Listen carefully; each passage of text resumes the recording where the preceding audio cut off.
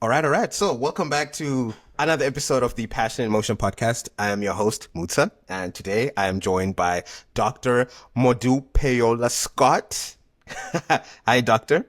Hi. Happy to have you here. Thank you for having me. I appreciate you. Yeah, appreciate you coming as well.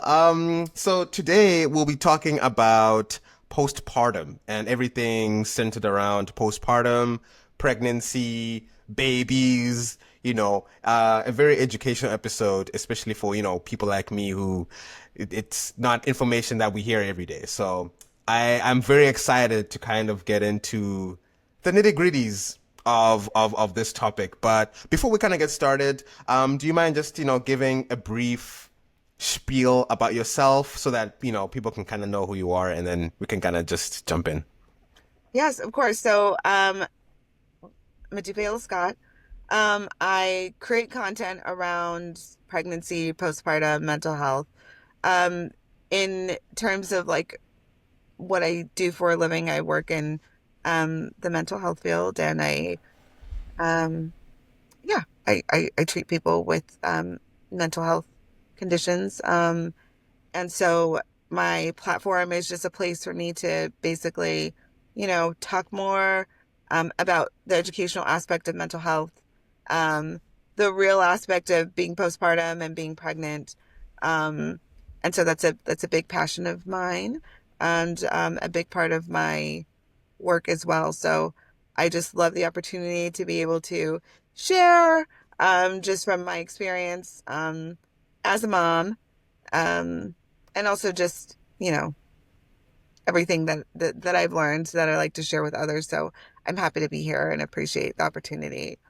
Yeah, I'm so excited to have you here. And, for the people who are wondering, yes, that is a baby that's right in front of her. That Yes, is your a third very new baby. baby. And yes, I am, Mutsa, because people are going to be like, ma'am, you're on podcast. Why are you in the car?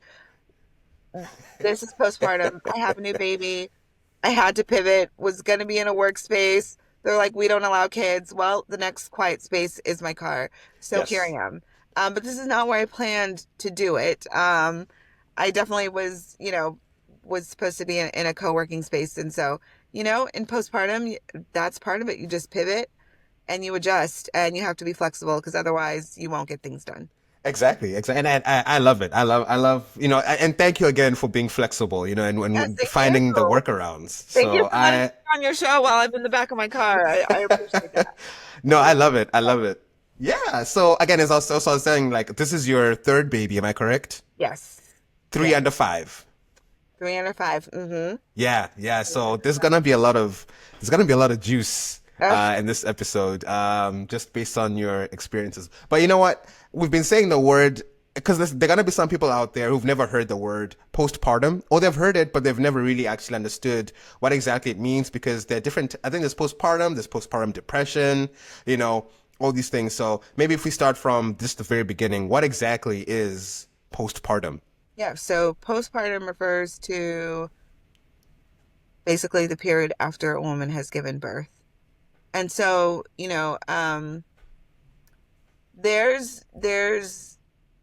there's different bodies of thought and research that like to define how long that postpartum is. I won't define it because I'm of the body that thinks it lasts a lot longer than you might find in textbooks. But postpartum is basically after you've had a baby. So Mm. there's pregnancy, and then there's postpartum. Your postpartum as soon as you've had your baby. So Okay. yeah, any anyone who's delivered and had their baby, you're now entering that postpartum period. Sounds Yeah. good. Yeah. And from other conversations that I've had, so if we're talking then about postpartum depression, Hmm. what's that now? That is such a great question. And so let me tell you a little bit something about postpartum depression. If you go and like look up, in the back of an index of what we use in psych is like the DSM-5 TR is the version that we're on right now. But you won't actually find it's not called postpartum depression in there. Mm. So it's actually major depressive disorder with peripartum onset or with perinatal onset. And so how postpartum depression is defined, we call it postpartum depression, but how it's defined for postpartum is anything that occurs during pregnancy or the first 4 weeks of giving birth. I will say, and you can find some literature that find even if you have symptoms of depression past the first 4 weeks after having a baby, it still should be considered, Mm. postpartum depression. But that's how it's defined. If you go and look up, when is the period for postpartum depression, it will tell you anytime during pregnancy up until the first 4 weeks after giving birth. Mm. Okay. Mm. Yeah, because I know that from the people that I've spoken with, it takes a lot longer than 4 weeks, as you've just It said. absolutely does. And it takes a lot longer than 6 weeks and it takes a lot longer than 6 months. It's not like, oh, it's 4 weeks. I'm no longer. Postpartum is a different world and it can last, it lasts longer for some people than others. But I would say I'm pretty comfortable saying it lasts way longer than 4 weeks, 6 weeks for the majority of everybody. It took you 9 months, Mm. for the most part, it took 9 months to make a baby. You're not going to be out of that, 4 weeks, 6 weeks later. Yeah, so what exactly is happening during postpartum depression or postpartum period? Like what do women go through during that time period? Or what's happening in the body, let's say that. So there's a lot. There's a lot that happens in pregnancy itself. There's so many, and I'm thinking I did a post about like all the changes that happen during pregnancy. And it even shocked me as I was like writing out. I'm like, whoa, I could probably still keep going. So there's so many, there's a lot of physical changes. There's hormonal changes. And so when you've then become postpartum, all your hormones all of a sudden are changing again. Mm. And so there's a drastic change in hormones. Um, also start, for some women, you start breastfeeding. Um, your body is like now like the sole source of food for your baby. And then you also may have other children at home. So just in terms of like stressors that you can be dealing with around you. But in terms of like physical, the big thing is like the hormonal changes that are changing. Um, because those pretty much they drastically drop Mm. once you become postpartum. And so that can equate for some other things that are going on in your body. But I'd say the biggest are the hormonal changes after giving birth. So I know that as you said, there's a big drop. So when you are pregnant, Mhm. do you feel certain hormones like increasing? Is that something you can notice? Or is it just like you feel kind of normal and then, of course things maybe feel different 100%, but for there to be like a drop, does it feel like the drop comes out of nowhere? Or I don't know, I'm just curious, like, do you kind of feel those things rising up? I, I can speak from my experience. It's not maybe necessarily like, oh my goodness, my hormones are changing, but it's the outward things that Mm. are happening where you can tell, okay, like you might be more emotional, Mm. possibly. You might be maybe a little bit more irritable. You might be a little bit more sensitive to things. And those are in response to the hormones changing, but it's not something like where you're like, oh my goodness, my estrogen's going up. Like I can, uh, you don't, you're not like able to tell like the certain like time or moment that is happening in your body, but the outward things that are happening, at least for me, I attribute those to like, oh, some hormonal changes. Not Mm. everything that happens in pregnancy is due to hormonal changes, but there are definitely some things I think around emotional things, mental health wise things that you can attribute to that. And then postpartum, I don't, I always feel different as soon as I have a baby. And I don't know that it's necessarily like, oh, my hormones are, drastically like dropping in some aspects. I Yeah. think it's just for me, the physical, like no longer having this baby inside, I just automatically always feel very different than I do when I'm pregnant. Mm. And for me, it's like, it's a better feeling because for me, pregnancy is I don't feel at my best when I'm pregnant, if that makes sense. Yeah. I'm not one, and that's not the same for everybody. Some Mm. women don't, and I've literally, had friends, acquaintances tell me they didn't feel anything different during pregnancy or they felt great. So it's not the same for every single woman.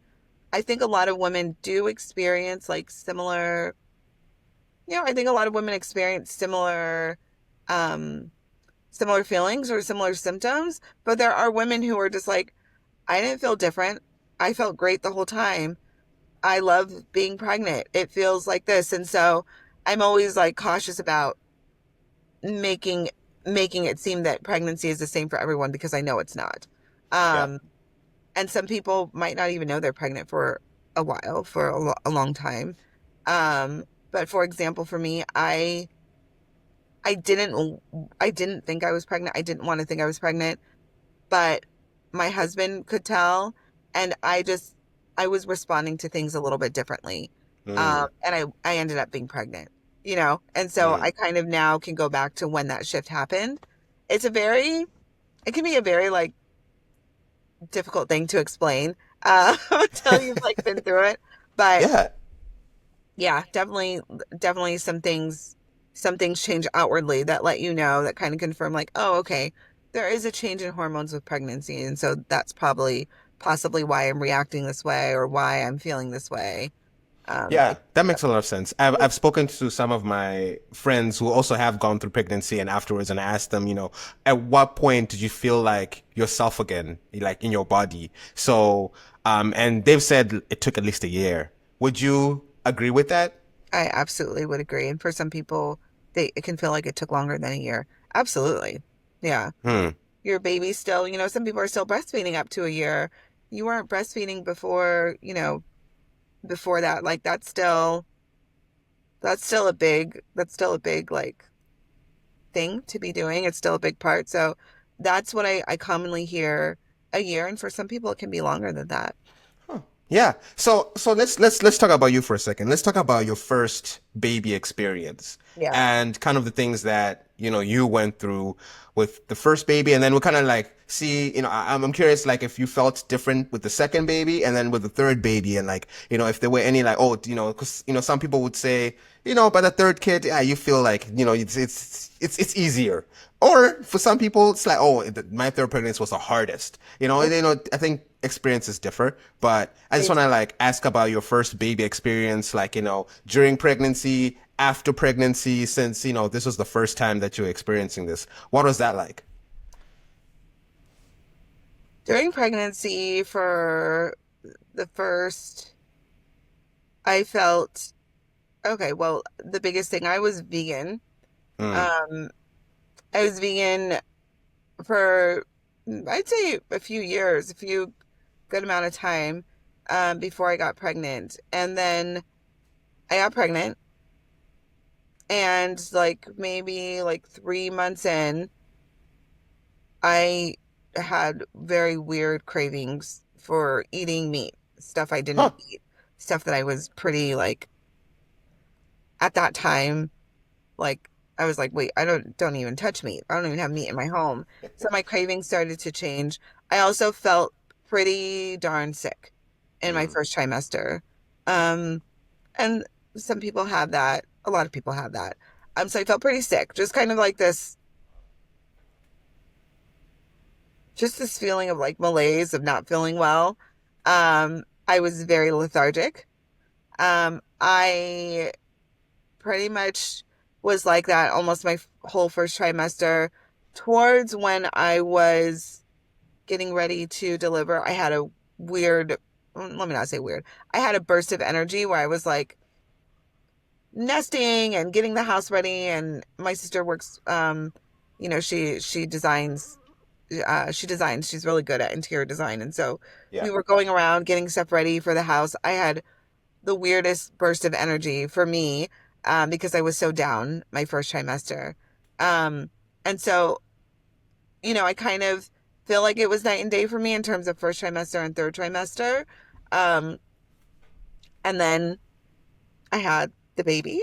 And as soon as I had him, I kind of fell back to, not, I won't say like my normal self, but I was like, okay, it's this realization like I'm not pregnant anymore. Um, but it was a hard time in terms of like adjusting. Like I didn't know anything about breastfeeding. Yeah. Um, I didn't know anything about like caring for a new baby. It was my first time, so it was me just like going through the motions, trying to do the best I could do. I read a lot, I had read these things about these things and like what to do, but until you're like in that mode, you're just kind of learning for yourself. So it was what would I call it? Yeah, it was a challenge. It was a challenge just and breastfeeding was pretty frustrating and difficult for me at that time. Now in my third, I'm like, sorry about that. Now in my third, I'm like, well, it didn't have to be as complicated as it was, but you're thrown so many things before you leave the hospital. You're just like, okay, like, I'll do the best I can. So it was very much like trying to sort through and figure stuff out. And yeah, it was kind of a whirlwind, but things eventually like settle. Yeah, I can understand that. And I remember watching this series called have you heard of Young Sheldon? I have heard of it, never seen it though. You haven't seen? Yeah, well, okay. Young Sheldon, and then there's now like a spin-off called Georgie and Mandy, where like now like Okay. Sheldon's brother is like his first wife and like their experience and whatever. And when she got pregnant, when she gave birth, there was an episode where like she was really having a tough time breastfeeding because the baby just wouldn't latch, and Yeah. she was just like going through it. She's like, I don't know how, the baby would cry. It's like I can't. So it sounds like it's fairly common that women can have trouble breastfeeding their baby for the first time. What's that like? Like because I mean, in the episode, then I think there was like a lactation expert who then kind of helped her, like, okay, this Yeah. is how you hold the baby and this is how you do it. Do are those lactation like people always available in these hospitals? Is something you learn by yourself? I don't know. Like when it comes to that piece of it, like the breastfeeding part, Mhm. what are those challenges in the very beginning that maybe certain people don't really know about? That's a great question. Hey, you're okay. You're okay. You're okay. That's a great question. So typically in the hospital, there should be lactation consultants if you're delivering in a hospital with like a labor and delivery floor staff. Um, but I think even to back up before that, you, I think a lot of people might think like, oh, breastfeeding's like, well, it is natural, but like Hmm. you just know how to do it. And it's like, no, you don't. You kind of have to like see like how your baby, is adjusting and taking to it. And also how to hold your baby while you breastfeed. Like there's a certain, and everyone's different, right? There's different techniques and ways to hold your baby, but it's going to depend on, kind of breast anatomy. Um, is your baby able to latch? Or if there's issues with that in terms of even like when they were born, how the anatomy of their tongue, if they have a tongue tie, there's a Mm. lot of other things involved. And then, depending on, and I can't speak for lactation consultants because that's not what I do. But depending on if you're being told to pump or if you're just being told to breastfeed, that's going to change things for you. And so a lactation consultant is wonderful. They should have them in the hospital.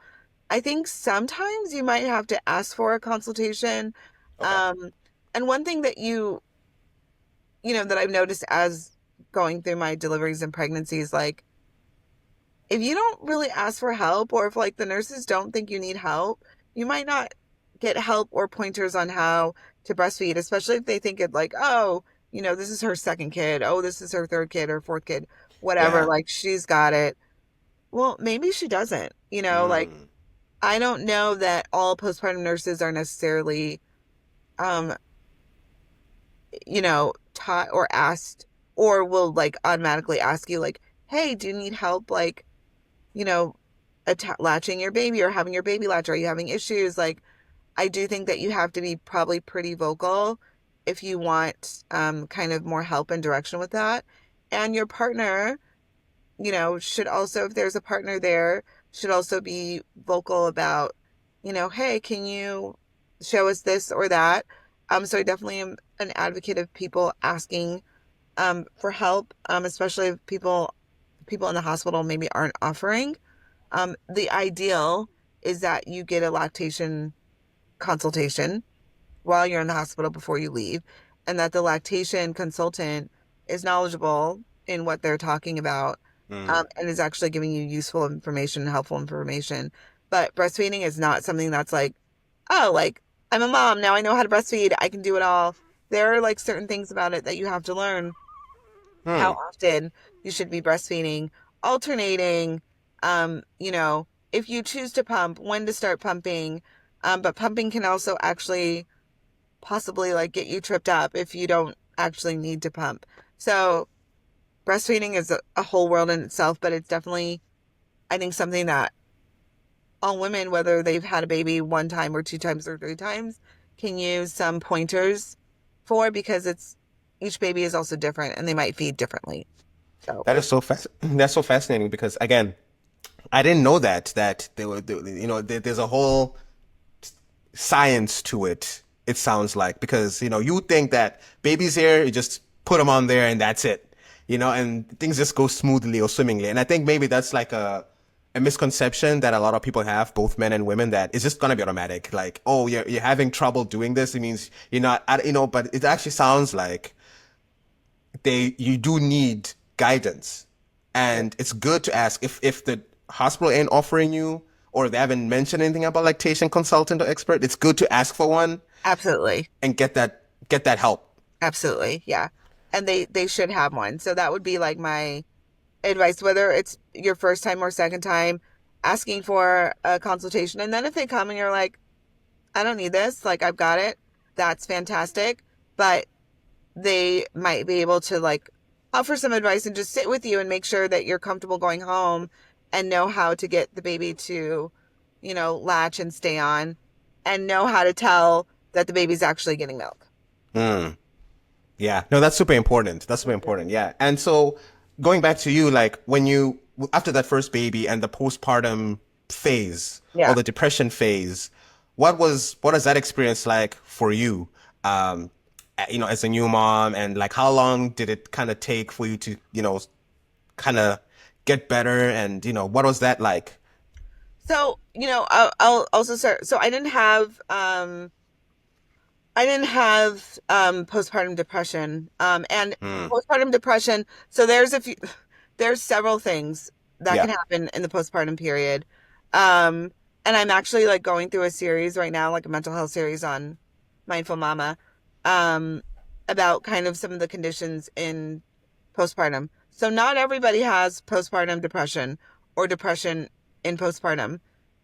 There's also something called the baby blues. Yes. The baby blues is like a very transient, like probably lasts for 2 weeks or so. Hmm. But it doesn't qualify as depression. Where a Hmm. woman can just kind of like, she's happy to have a baby, but she might be tearful, she might be sad, and she doesn't really know why, doesn't know the exact reason. But postpartum depression is not is not something that happens to everybody who's had a baby. Baby blues is also not something that happens to everybody that has had a baby. Hmm. And so for me, I just kind of went into mom mode. I'm thankful that I didn't have that. It doesn't mean that, you don't have challenges. It's like, oh, okay, I might not be depressed, but like that doesn't mean that everything else is, it's still a challenge, like learning to, become a mom and this and that. And so for me, after having a baby, um, I didn't have I didn't have any postpartum depression issues. I don't even remember having the baby blues. I did have I'd say for me, I did have a pretty, my, my birth experience was, unexpected in terms of like, I had a pretty, like, it was traumatic for me, but Hmm. I was able to, you know, go home, and I went home with baby by the grace of God. And was still adjusting to some physical things. um I had a C-section, so that is its own Yeah. adjustment. So I think I was more adjusting to the physical, basically to like the physical aspect of having a C-section. I also like was not awake during that Mm. delivery,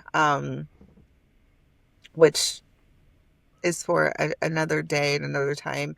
Um, and so for me, it was kind of more like the physical adjustment and then just learning how to like be there for my baby.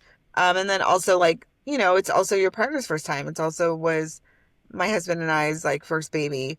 Yeah. So he's also learning, okay, like what can I do for you? How can I help? How can I be helpful? So it's not just the mom, it's also the partner learning as well. And the partner also trying to bond with the baby, even though like you're like trying to feed the baby and stuff like that. So it was a lot of like trying to figure out together, like, okay, like how do we do this? How are we doing this? And Yeah. so for me it wasn't so much about around mental health. It was more like, okay, we're recovering from this C-section, so getting in and out of the bed, coughing, laughing, those things are pretty like difficult to do the first few Mm. days after getting home. Making sure all the stuff is set up, that the bassinet's set up, um, that you have. So it was a lot of like administrative stuff slash Yeah. physical stuff, for me. And I'm really thankful because I mean, there are some risk factors, and I talked about this like last night in a reel. There are definitely some risk factors that can put someone at risk to develop a mental health episode or condition or have something exacerbated in postpartum. And so you don't always know, until you Mm. get there, like, are you going to be dealing with something? There are definitely indicators that may put someone more at risk, but no one knows if they're going to have the baby blues or if they're going to be depressed in postpartum. And so, I'm thankful that that wasn't the case for me. Mm. No, that's good. Okay, yeah, and again, you brought up a very good point about like the C-section thing.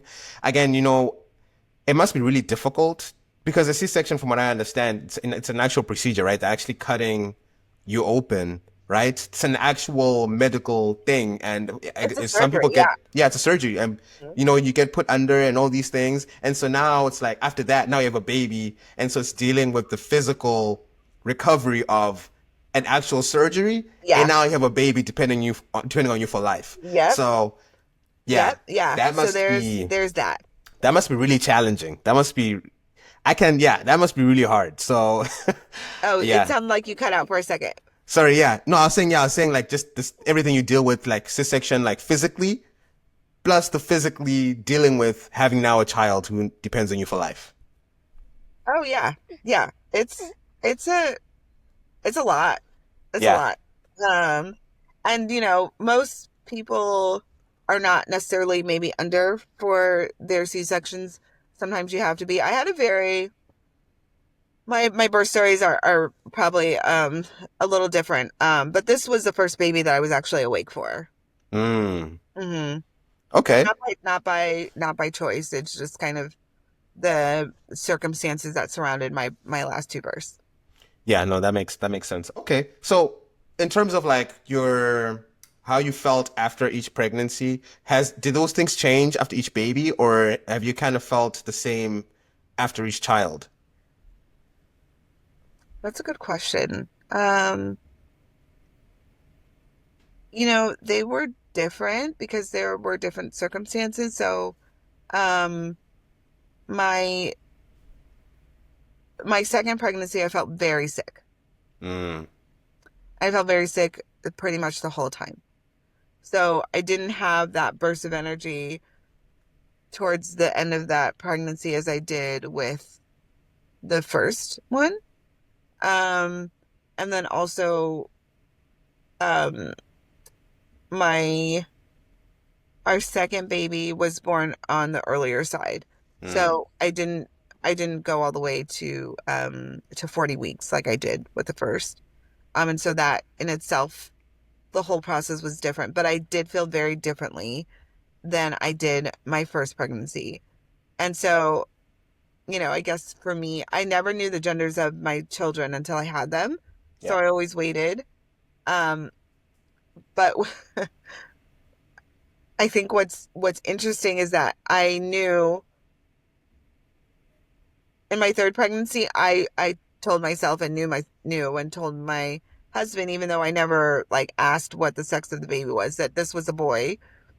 Mm. Because my last pregnancy, I felt very sick. She was a girl, and I didn't feel the same this pregnancy. So the pregnancy was hard, but I didn't internally feel like as sick as I did in my Yeah. second pregnancy, if that makes sense. So Yeah. I was like, there's no way that this can be a girl because Mm. with my girl, I just felt completely different. Mm. And so pregnancy wise, my first pregnancy, I didn't feel well like the first trimester or so. Um, but I felt like super energetic in the third trimester. And then with my second pregnancy, I pretty much kind of felt pretty like not well the whole time. And then with my third, with this one here, I knew I was pregnant and it wasn't a walk in the park. Mm. And so I still felt kind of like that, like malaise, not well feeling, but it just wasn't to the same degree as the second time. So Yeah. it's tough because there's like no like there's no like I had morning sickness pretty much with all of them. Um, there's maybe some other things that haven't occurred. Sorry. No, no worries. You're okay. You're okay. You're okay. But yeah, it's just like an internal feeling of like, okay, this feels a little different than the last time, but I don't feel the greatest, but I don't feel as bad as I did that second time. Mm. And each postpartum time, I guess I felt like I just got better with time because I knew a little bit more Yeah. each time. So I think I felt a little bit less like, okay, like I'm afraid to do this wrong. Or maybe not afraid to do this wrong, but like maybe I felt a little bit more confident each time in terms of like, okay, I know how to change a diaper. I know how to warm a bottle if I need to warm a bottle. I know how to pump if I need to pump. Um, I know the, best positions for breastfeeding for me and my babies. So I just felt like I had a little bit more in my toolbox with each time. I love that. Okay, no, that sounds good. And again, another very important point to bring up that every pregnancy is different. Every pregnancy can feel different. Every pregnancy can, it won't be the same each time. And that's just Exactly. that's just how it is, That's right? just how it is. Yeah. And it's okay. It's Yeah. okay. Yeah. And just making space, I think just making space to accept like my pregnancies might feel different, even though I'm the same person. Yes. This baby changes and how your body responds may change. And your birth experience might be different for each Mm. child. Yeah, yeah. I don't know, that sounds good. So there are a couple more things I want to talk about before we move on to what a partner can do to be helpful during this period of time and like, pro, pre-pregnant, like, pregnancy time, after pregnancy as well. Like just, things that men in general can just do better to support their wives or, their partners during this time period. But one of the recent Instagram posts you made was about 9 things nobody tells you about postpartum. Oh my goodness, And you read that? yeah, of course. And so I kind of want to like, get into that just a little bit. Because you had some really helpful things here. Again, information is power, right? Information is important. And, I was just thinking like, are there classes or I wish there would be classes that teach, I don't know if they're there or not, but that, provide information to, both couples, women and men about this is what postpartum could be like, or this is what you could experience. And if you experience this is how you deal with it, or this is how this, so that people are a bit more, as you're saying, now you're more aware and more comfortable with how things are going because you Yeah, knew a lot more than when you started out. So absolutely. Yeah. yeah, so I want this to kind of be that, like, okay, these are some things that, will be good to know. So one of the first thing you talked about was postpartum can feel lonely, even if and when you're surrounded by a lot of people. Mhm. Can you expand a little bit more on that? Like, what's that lonely feeling? Yeah. One, thank you so much for reading that. Uh yeah, that post was I remember that post. I think I like reposted it to my story maybe yesterday. Um so there's a lot happening in the postpartum period. I think that other people just maybe simply can't relate to, um Mm, who aren't going through it. So it's like, I guess for example, like, you know, everyone can be there, um, but you're the only one that's breastfeeding. You know, mm, you are, perhaps depending on kind of what your overnight support looks like in your home, you might be the only one getting up to, not only breastfeed, but also like change diapers, to pump, mm. to do the bottle feeding. And so you might have all the help around, but there's some things that maybe you're only doing as the mom, that other people aren't doing. And so that experience is like unique to you, So it can be like, yeah, everyone's here, everyone's happy, but like you're the one doing all the things. And I talk a lot about, I know, I guess we'll get into that later. That might look different for some people because some people do like overnight shifts, or they take shifts with their partner, or they're pumping so their partner can do that. But, I said that to kind of give space for the woman that maybe is doing everything, Yeah. even though she has, a loving family and everyone supporting is there and around her. It still can be like, well, no one's having this same experience that I'm having because I'm doing these things and I'm alone in doing them. Mm. Yeah, yeah, that is true. Yeah. That is true. That is, yeah, okay. No, that sounds good. And then the second one is you can feel happy and overwhelmed at the same time. Oh yeah.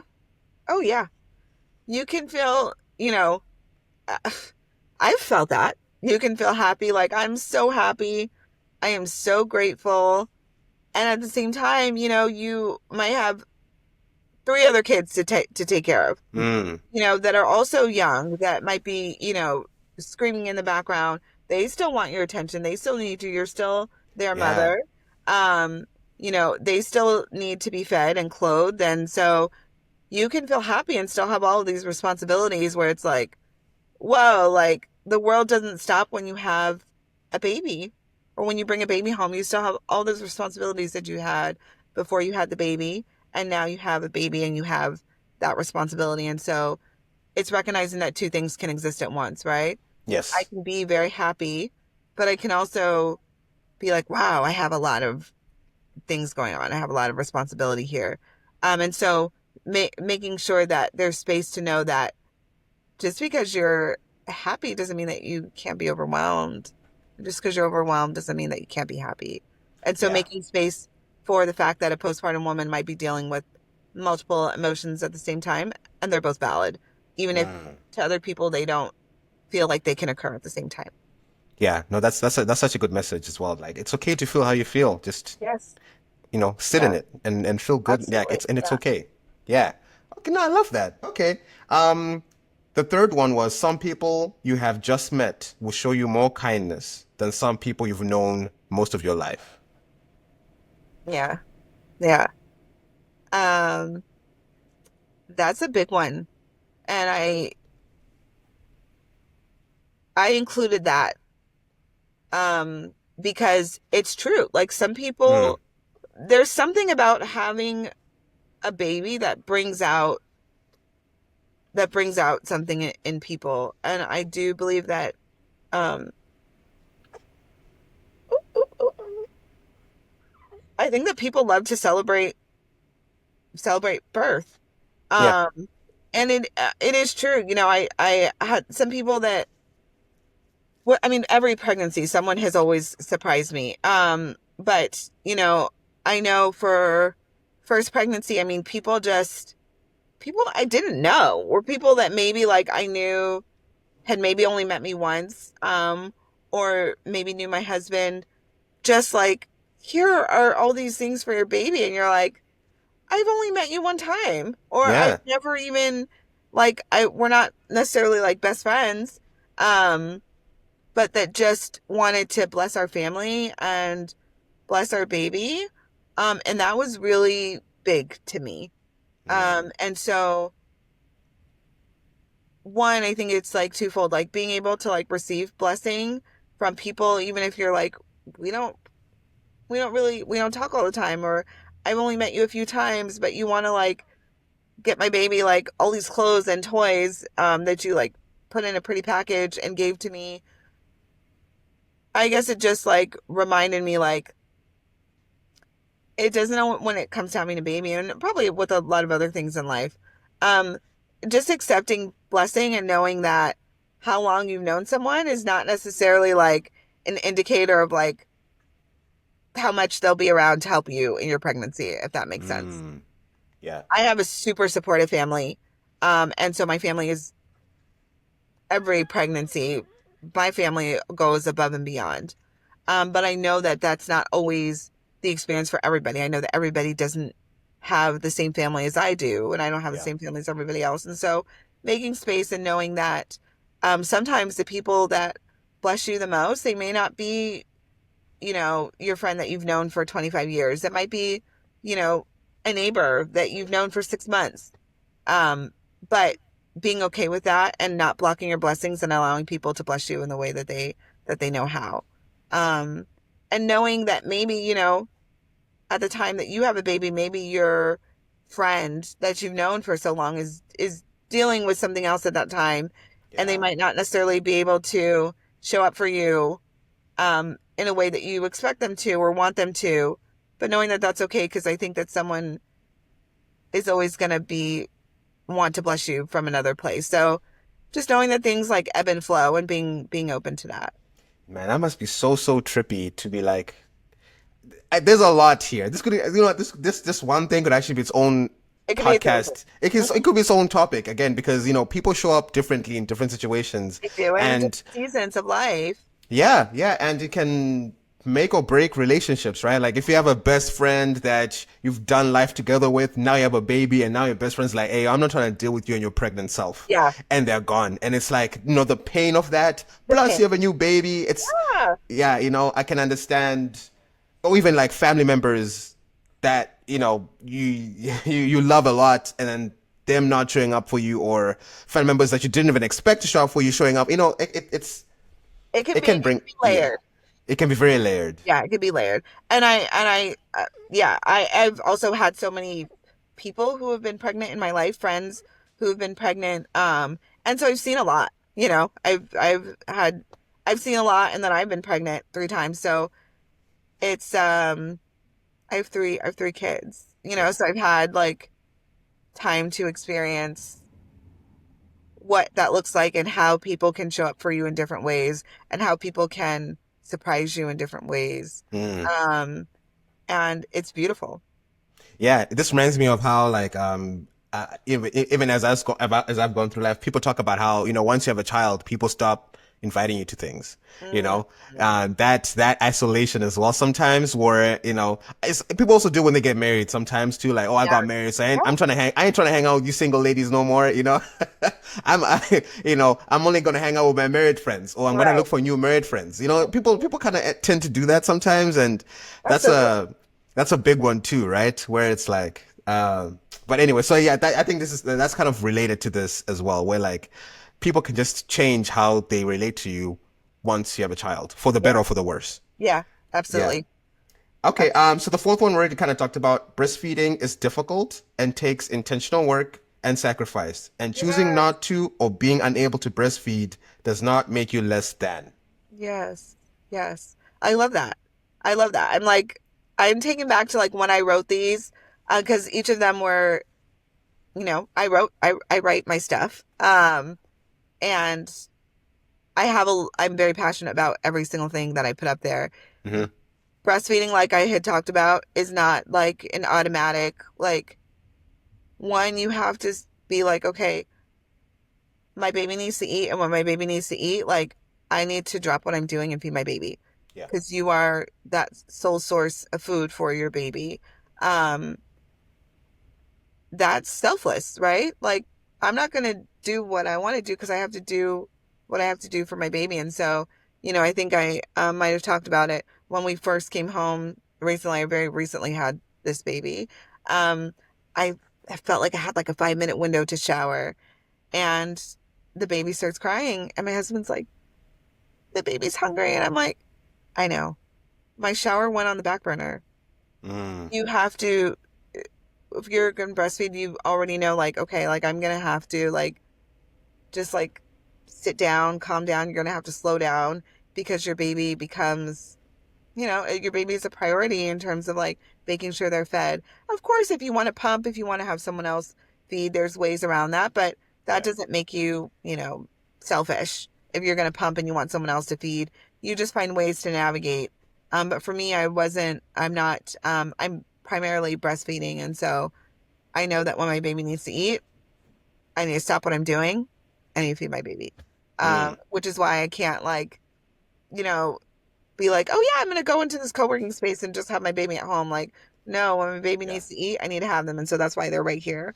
Yeah. Um, and they've been asleep. But yeah, breastfeeding that takes sacrifice of your time and things that you want to do, and you have to be very intentional about. Okay, like I realize that I'm going into this, and I know that I'm gonna have to like be okay with being flexible in terms of like stopping what I'm doing to breastfeed my baby, and knowing that you shouldn't ever be shamed if you choose not to breastfeed your baby, or if you're like, I have a job that doesn't allow me to breastfeed around the clock, doesn't allow me the space to, or if you're just like, I don't want to breastfeed and I want to use formula, knowing that no one should place judgment on you, or that you're, less of a mom if you choose not to breastfeed, or if you're using formula. There's no room for that. Motherhood is hard as it is. So a mother who breastfeeds, isn't better than a mom Mm. who doesn't breastfeed or can't breastfeed. And just making making space for that, but knowing that breastfeeding takes work and takes sacrifice, and you have to be intentional about it. Otherwise, it's more difficult to do. That's a that's such a lovely message to send out as well. And I think a lot of people need to hear it that it's okay, you know? However you decide to do your motherhood, Yeah, it's it's okay. okay. Yeah. Yeah, you know. So I love that message. And yeah. And so okay, moving on to the next one. Your sleepless nights will likely outweigh your good nights of sleep for several months. And sleeping on the baby sleeps is not real. My brother recently, he has a 1 year old kid, Uh-huh. and their thing is when the baby's going to bed, that's we need to go upstairs and sleep because that's the only way we can sleep, right? I'm Or glad they're able to do that. yeah. So I mean, Yeah. it sounds like it could be different for other people, but anyway, yeah. Yeah. So, and I kind of put that in there, like not real, like kind of joking, because yes, you lose sleep. I lose sleep. Hmm. And there's really no way around it because my baby just like eats when he needs to eat, and it's actually very often. Um, and so just knowing and accepting, like, okay, like I'm not getting my eight, 7 to 8, 8 to 9 hours of sleep when I have a newborn. Like it's just not, it hasn't ever worked like that for me. Mm. Um, Possibly maybe with my second, she slept like almost like throughout the night. I don't know how. I don't know how. But with the first and with him, no, I'm up. And then Mm. when he's sleeping, kind of depending on the time of day, that kind of gives me a chance to like get some other stuff done. So it's not necessarily like, oh, he's sleeping, like, let me go sleep. Like Yeah. when he's sleeping, like, okay, maybe I could take a shower. Um, maybe I can respond to this email. Maybe I can read this thing that I need to do. Maybe I can, get done this task that I need to get done.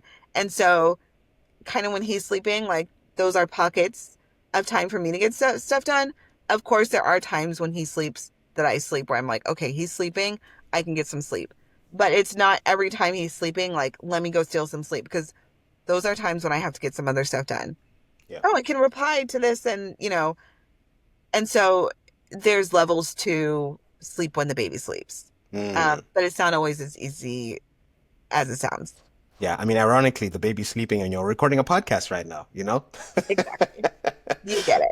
Yeah, Exactly. yeah, I get it. So that's why I really appreciate your timing because you really could be just resting, right? But Yeah, you're but here talking to the stranger who yeah, just wants to know more. let me use this time. Yeah. No, it's such a it's this is I love talking about this. It is Yeah. it's so important to me. And I'm very passionate about women, very passionate about how women are treated. Mm. And so this opportunity is I'm grateful for it. Yeah, no, I love you being here. Okay, so the next one, we already kind of spoke about this one. Some people that you consider friends may not visit and may not call. Yes. Yeah. So yeah, I know, we already kind of went through that one. And just So being okay with that and focusing on the help that you do have, yes, that's a positive way to just kind of be like, you know what, they're in a season, there might be in a different season. They didn't just have a baby, also acknowledging they have a life and stuff going on. mm-hmm. They'll come around or maybe they won't come around, but focusing on the support and the help that you do have. So not dwelling on that, but just Yeah. recognizing that it can happen so it doesn't catch you off guard. Mm, yeah, no, it's definitely a good thing to consider. Okay, and then the next one was some people will invite themselves over when you may not be ready to have anyone over at all. Yeah. Yeah. So, yes, this happens. And, you don't know until you don't know how you'll feel until you've had the baby. In terms of like having visitors, maybe some women are like, oh, yeah, come on over. I'll be home from the hospital at 5. Come on over. No, that's not going to be every woman. Yeah. And some people might not know that, there's a lot that you have to adjust to when you come home, when you have a baby. Like, you might not even feel like in a space to like be able to socialize. You might still be processing your birth experience. You're still like trying to figure out how to get the baby to latch. Like, you're not trying to entertain or even have people hold the baby. Baby's still building up immunity. Those are Mm, all things that people who maybe haven't had a baby or haven't had a baby in a long time may not be aware of, or remember or be thinking about. And so, yeah, some people will just be they don't mean any harm. They're excited to see you. They want to see the baby, but also recognizing that like not every woman's going to be ready to receive visitors right when she gets home because there's still an adjustment of yeah. like, wait, like let me get myself together. Like I'm still trying to work through this, and I don't really want new people around my baby yet because the baby's still building up immunity. But yeah, Mm, some people might be trying to come over the same day you get home from the hospital, you know. yeah. And I talk a lot about that on my platform as well, like partners being vocal about like when someone's ready to have visitors, and being comfortable sharing that with family and with Yeah. friends, because it's not going to look the same for everybody. Yeah, you just made me realize like I've never actually thought about that. The fact that, if my wife is saying, listen, I ain't trying to see nobody's face for the next 3 months, Exactly. right? But at the same time, you live in let's say you live in a country, because I'm from Zimbabwe, right? And Okay. people just, once everybody just talks about, hey, the grandma is saying, I have a new grandchild. I want to see Yeah. my grandbaby.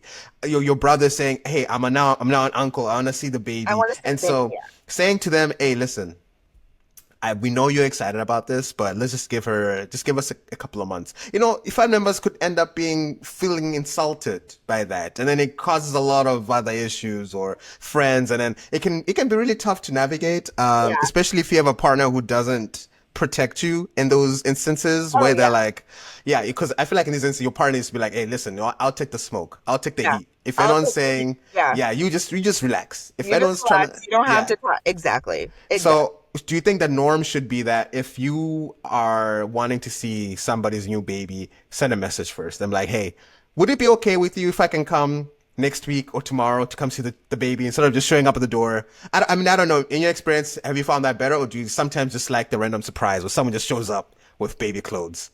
One, I I think normally I like surprises, but not related to like coming home with a newborn or coming over when there's a newborn involved.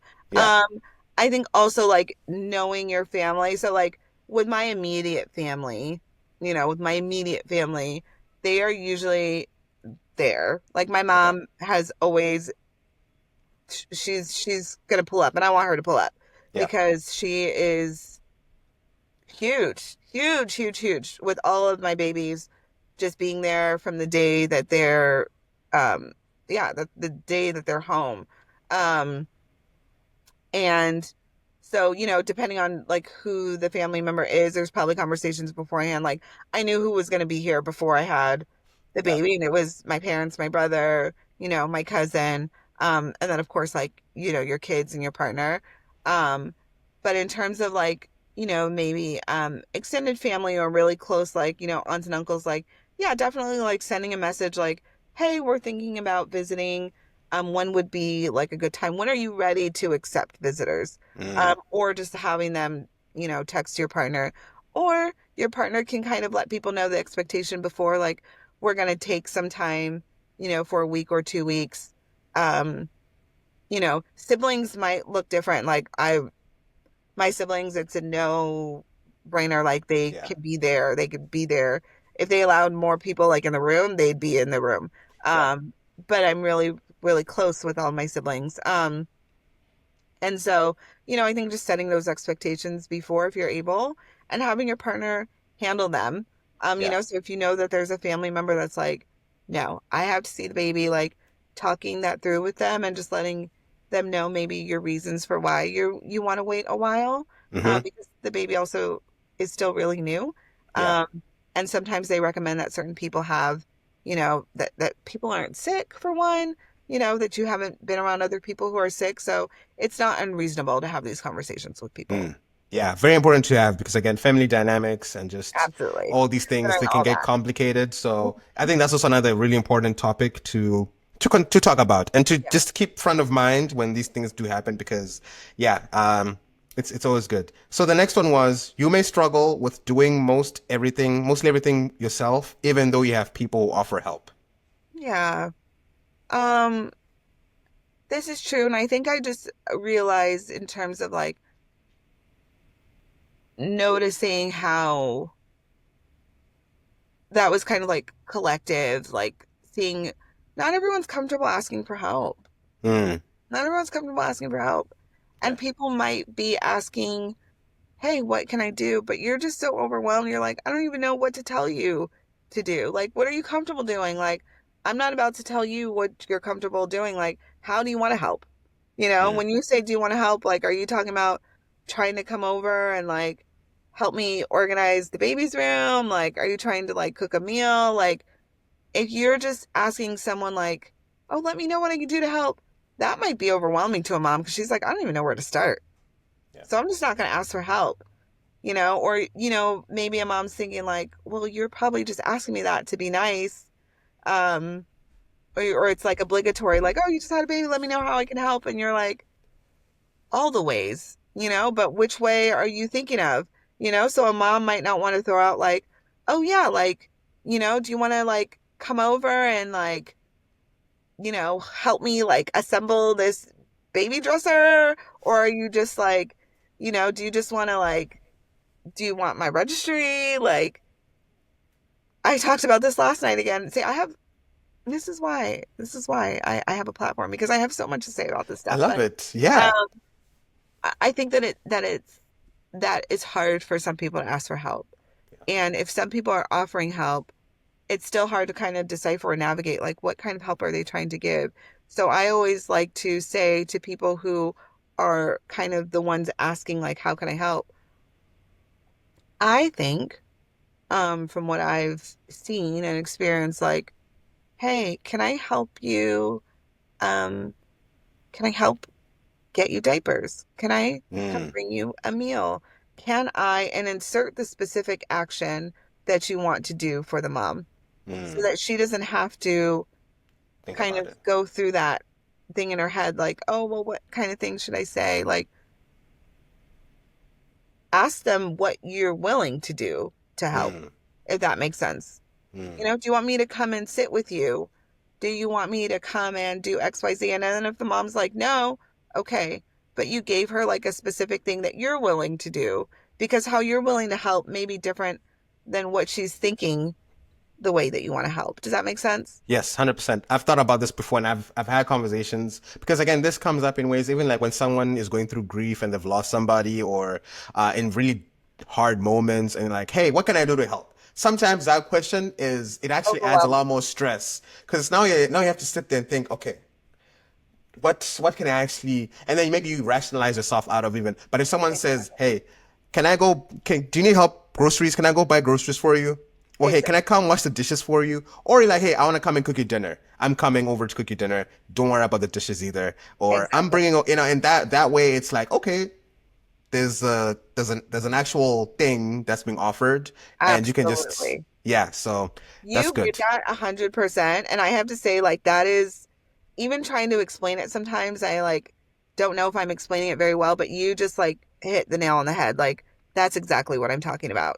Um, Yes. and I experienced that in this pregnancy. Like, my cousin was like, you're not turning this down. Like, she ordered me Mm-hmm. lunch and dinner.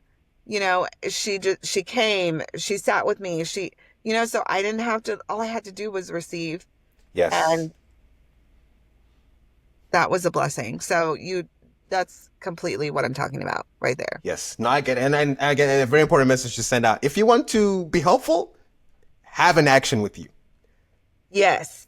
Yes. Absolutely. That's 100% the message. Yes. Okay. And then the very last one, which is probably the best one, you will realize how strong you really are. Yes. Yeah.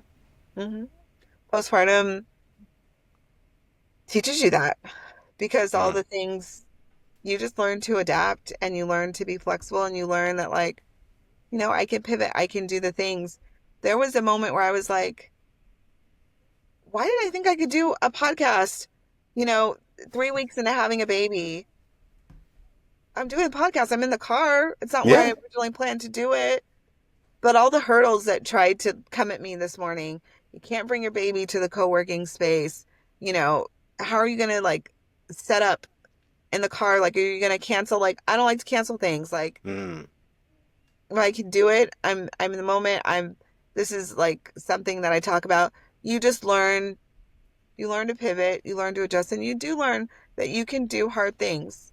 You know, Yeah. this was challenging to get on here and be on here, and I didn't want to take it in the back of my car. Um, but I did, and I realized that it's okay, because it's the conversations that matter, and have to be in a swanky office. The conversations matter. And so Yes. you learn to do hard things. Yes. And again, I so appreciate it. That's why I was like, hey, listen, I will. Again, even if you are in the back of a truck on Mars, and that's the best thing that you can do at that moment, I'm like, I'm down. I'm I love okay it. with that. And thank So you. Thank you for yeah, so I do appreciate you being able to do that. Okay, closing out, hmm we said that we'll talk about how men can show up better, or uh, how men can show up in general during this time period, right? Um, what are some of the things that men should know from your perspective, um, during pregnancy and after pregnancy? okay. So, Mutsa, this could be its 100%. own episode. Yeah. Um, I talk a lot about this. I don't know how many posts I have related to this, but it's a lot. Um, some of my favorite things that I've talked about are inspired by my husband and how he shows up for me. Mm. Um, listening to her, listening to her, anticipating what she needs. That might look different for the first pregnancy versus the, third time, because you can anticipate better. Yes. But still, like, being ready, being willing, um, to, you know, to be of assistance, um, trying to be part of the process, right? Like, the woman is the only one that's carrying the baby, but you can still learn a lot about that process and what that looks like for her, um, and kind of the changes that occur for her. So going to appointments, um, or if you're not able to go to the appointments, asking about the appointments. Um, just literally like wanting to know how you can best support her, because how women might want to be supported different ways, right? Some Yeah. women might not want certain things and some women might, but knowing how she receives love and how she wants you to show up for her during that pregnancy. Um, but knowing that you have a really big impact on a woman as a partner, right? Like when I talk about risk factors for mental health conditions, like having a supportive partner, like tangible support that you like can feel from them, can be protective for your mental health. Mm. Um, where we start to worry about like the increase in risk is when there's like conflict ridden, unsupportive relationships.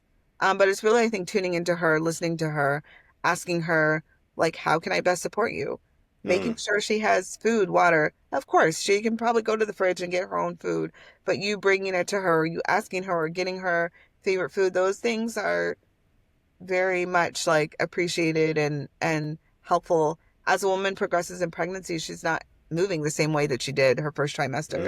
She Mm. might be a little slower. It's a little more difficult to get up. What if she has twins in there? It's probably even Yeah. a whole different ball game. Um, so just being there physically for her, emotionally for her, spiritually for her. There's so many ways. If you want to hear many ways, tune in to Mindful Mama because I talk about it a lot. But just being in tune with your partner and asking them how they want to receive, help Yeah. and love, because it might look different, but being willing to have that conversation, and knowing that with each day in the pregnancy, she's going to need more help, and that Mm. it doesn't end when she has the baby, because that's just Yeah. a different kind of help that she's going to need. But knowing that you are still a big part of the pregnancy, you're still a big part of postpartum, and that you play a really important role. And that support it can go a long way. It can go a long way in helping her have a good, successful pregnancy and a successful delivery experience. Um, and that, yeah, you have a lot of influence as Mm. a person's partner. And so making sure that that's a positive influence and an impactful influence. Praying for her, just sitting with her, all those things go a long way. Yeah, no, that's really good. Yeah, and the one last important thing that maybe I would love to hear from you is I know, okay, so for me, when I personalize this, for me, I don't like the side of like blood and all those other things, but it's been expressed to me that it's very important that I am present during childbirth, like in the hospital, like, Yes. and I've heard other women say like, it's really important that you are there. If you're gonna faint, they'll put a chair right there, but you just have to be in there physically, just your presence helps. So I want to hear from your experience, like, why is it so important that your partner is in that delivery room with you? That's a great question to ask me, especially because my husband was not allowed in the room the first two times because it turned into an Oh. emergent situation. Mm. So was the first time that I'm awake and that Mm-hmm. my husband is there. And it's huge. It Mm. made a huge difference. Even though I wasn't awake the first two times, it wasn't because I didn't want to be, like, they turned into emergencies. So I wasn't awake. Um, this time, like, as I'm getting like, the spinal needle, I'm like squeezing my husband's hand. Um, you know, and he's like so I had a C-section, so we're like behind a drape. Um, but it's just like we're doing this together, even Yeah. though it's the woman's body, but it's like you're here with me. I Mm. think it's very like, you know, not only literal, but also like figurative, like we're in this together. We're doing Yes. this together. Like you've been my support person the whole time. Like it's only right That should that you're be here here. with me. Yeah. Um, you know, um, it's such an emotional experience. And then it's also, I think, important for the partner, like, even though they're not the one physically having the baby, like, that's still child that you two, made together. Mm-hmm. Um, Being there is kind of like, okay, like, we're a team.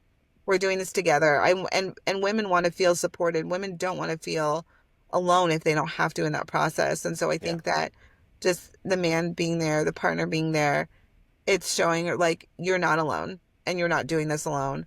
I'm right here with you and I'm going to support you in the way that I can. I'm going to talk to you. I'm going to coach you through it, whether she's pushing or whether she's having a C-section. You know, you don't have to be looking, and you can be sitting down and you can just be looking at her, talking to her. But Mm, that's huge.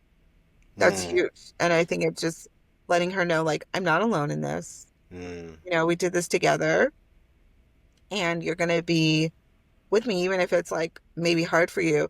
Of course, some people may pass out and can pass out, but there's ways to kind of avoid that. You know, Yep. you don't have to be looking or like right there trying to deliver the baby yourself. You could just be looking at your partner, you Yep. know. And that is plenty. And I'm sure that she'll receive however you are able to be in the room with still like making sure that you're able to be awake, and go through it. But I think it just lets her know that she's not alone. Mm.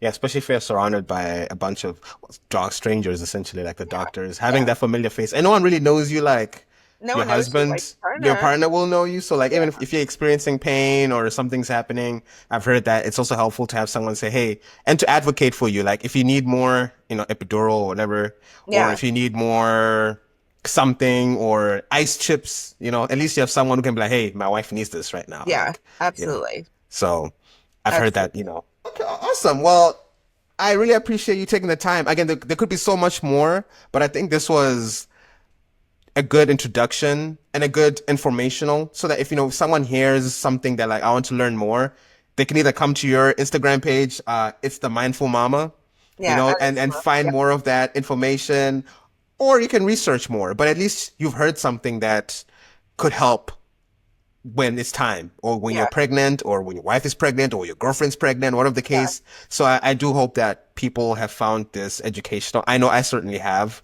to Oh, learn good. more about what's gonna, like I said, hopefully in the next couple of years, I'll Yeah. also have my own little bundle. So, I love uh, that.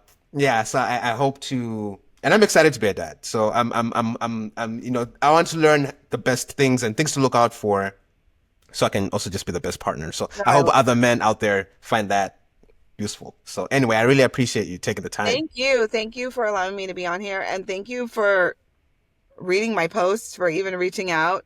You know, like I said, I'm like, I don't know. I sometimes write very long captions because I'm just like in the zone when I'm typing and writing.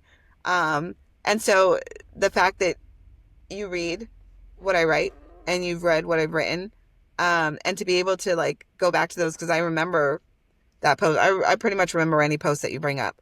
Yeah. Um, that means a lot to me. And to reach someone who I do talk a lot to the partners on my page, even though I talk a lot about to the pregnant and the postpartum moms. I'm always glad when a partner gets something from my page because it means that my content is doing what it's got to do. So Yeah. I appreciate you. Yeah, your content is really good. Thank So you. I really advise people to come because again, your captions are very detailed. So much information's in there. You don't leave with questions. I love it. I love it. It's Yeah. such a good way to have, especially on such an important topic. Oh, So thank you. No, praise God for that. That's what I wanted. And so just to hear this feedback, I'm literally just like grateful to God. If I can reach one person and one person like get something from it, I'm so happy. So the captions, I'll keep putting them because I'm like, I love yes. writing them. Yes, because again, I've read them and I reached out to you because I was like, I really would love to speak to this person. Now we're here. Now the people who listen to the podcast can also hear what you've done and what you've written. So it's a Yay! ripple effect. So Love it. Thank you yeah, so it's a much. compound. Yeah. So anyway, again, I appreciate it. And for the people who are listening to this, feel free to comment, follow her on the socials. Yes. If you also Yep. want to reach out to her, if you're expecting or will expect, she's a very helpful resource. So, with that, Thank I think you. that's a good place to end the podcast. Okay, that sounds good. Yeah. So again, I appreciate it, and listener, thank you so much, and we'll catch you on the next episode. Thank you. Bye.